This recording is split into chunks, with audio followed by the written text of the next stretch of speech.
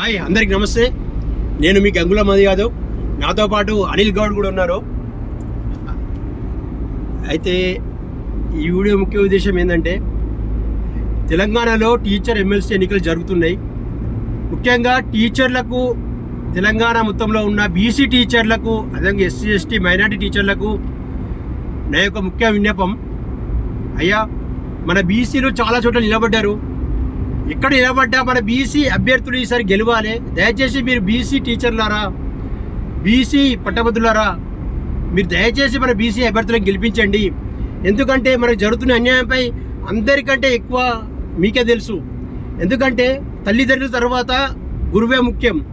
ఈ గురువే ప్రతి ఒక్కరికి జ్ఞానోదయం చేస్తాడు. సీఎం అయినా, పిఎం అయినా, ఎవరైనా కూడా మనకు జరుగుతున్న అన్యాయంపై గలం విప్పేది, చెప్పేది, జ్ఞానాన్ని ప్రసాదించేది టీచర్లు, గురువులు. అలాంటి గురువులకు నమస్కారాలు.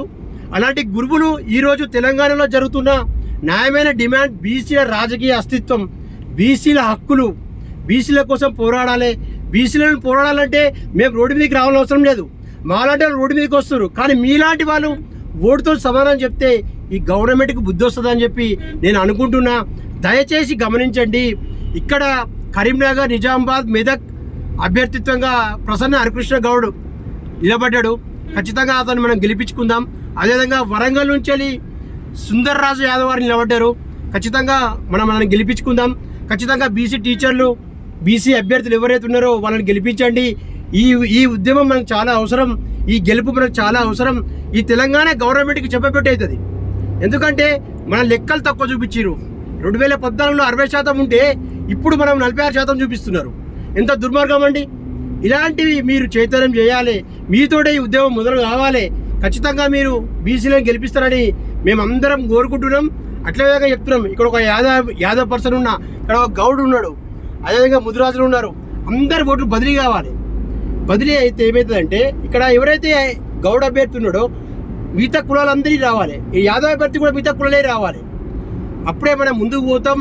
ఎవరైతే ఈ ఆధిపత్య వర్గాలు ఉన్నారో ఆ ఆధిపత్య వర్గాలకు చెప్పబెట్టలేక ఉంటుంది. దయచేసి గమనించండి. అదేవిధంగా మా మిత్రుడు అనిల్ గౌడ్ కూడా 2 ముచ్చట్లు చెప్తాడు. ఒకసారి మాట్లాడాలి. హాయ్ అనిల్ భాయ్. Hi hi hi. నేను పట్టుకున్నా, మాట్లాడేసి. నమస్తే అందరికీ. ఓకే, ఇప్పుడు మన బీసీ బలగం అనేది యుద్ధ ప్రాంగణంగా రావాలి. ఓకే, అందరు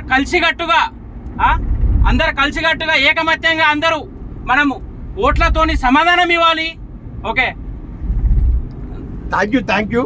మనడు కూడా చెప్తుడు, ఎమ్మెల్సీ అభ్యర్థులలో కూడా ఖచ్చితంగా బీసీలు గెలవాలన్న. ఆయనకు చాలా పోరాటం. కానీ ఏంటంటే ఆయన బాధని కూడా ఎన్నోసార్లు షేర్ చేసుకుంటుంటాడు. ఖచ్చితంగా మన బీసీలు ఎందుకు వెనక్కి పడిపోతున్నారు? సరే, నీ కులాన్ని చైతన్యం చేసుకుంటారు. మన బీసీలో జరుగుతూ అన్యాయంపై రక్షించండి. ఎందుకు ప్రశ్నించాలి? అరే ఆయన 75 ఏళ్ళు అవుతుంది. మనం ఇంతవరకు ఒక అభ్యర్థి ముఖ్యమంత్రి కాలేదు, సీఎం.